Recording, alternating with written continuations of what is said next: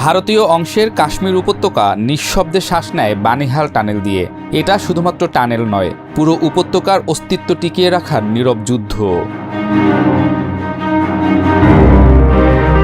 এটা এমন এক করিডোর যার ভেতর দিয়ে চলে ভারতীয় রাষ্ট্র কাঠামোর রসদ। বানিহাল টানেল কাশ্মীর উপত্যকার একমাত্র প্রধান সড়কপথ, যা এতটাই গুরুত্বপূর্ণ যে প্রতিরক্ষা বিশ্লেষকদের মতে যুদ্ধ শুরু হলে শত্রুপক্ষের প্রথম যে জায়গায় দৃষ্টি পড়বে তাই টানেল।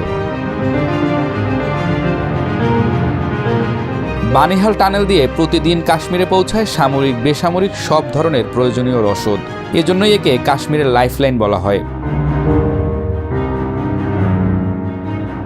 সামরিক কৌশলের ইতিহাস থেকে দেখা যায়, যুদ্ধ শুরু হলে প্রথমেই ভেঙে দেওয়া হয় প্রতিপক্ষের সাপ্লাই চেইন।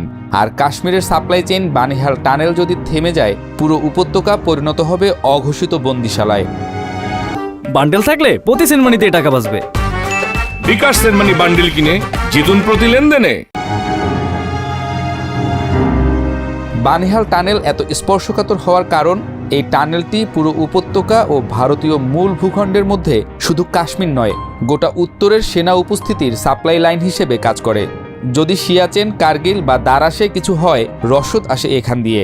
এই পথ বন্ধ হলে উপত্যকার ভেতর আটকে যাবে সেনা, ভেঙে পড়বে প্রতিরক্ষা কৌশল। টানেলের ইতিহাসও নাটকীয়। 1954 সালে বানানো পুরনো জওহর টানেল হয়ে উঠেছিল কাশ্মীরের প্রথম আশ্রয়, কিন্তু সেটা ছিল সংকীর্ণ, ঝুঁকিপূর্ণ।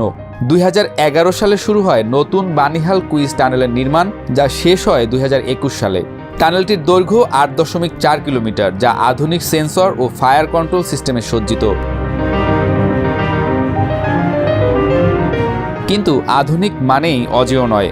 সেনাবাহিনীর একাধিক অভ্যন্তরীণ নিরাপত্তা সমীক্ষা বলছে, ড্রোন হামলা, গুহার ছাদ ধস, ভূমিকম্প অথবা পরিকল্পিত স্যাবোটাজ সবকিছুই সম্ভাবনার তালিকায়। আর যদি কখনো পাকিস্তান বা তার মদতপুষ্ট গোষ্ঠী এই রুটে আঘাত করে, তাহলে যুদ্ধের ফলাফল পাল্টে যেতে পারে। যদিও অপ্রত্যাশিত বিকল্প হিসেবে আছে মুঘল রোড, যা প্রায়শই বরফে বন্ধ থাকে। রেলপথ পীর পাঞ্জাল টানেল দিয়ে ট্রেন চললেও তা পূর্ণভাবে লজিস্টিক বহন করার মতো সক্ষম নয়।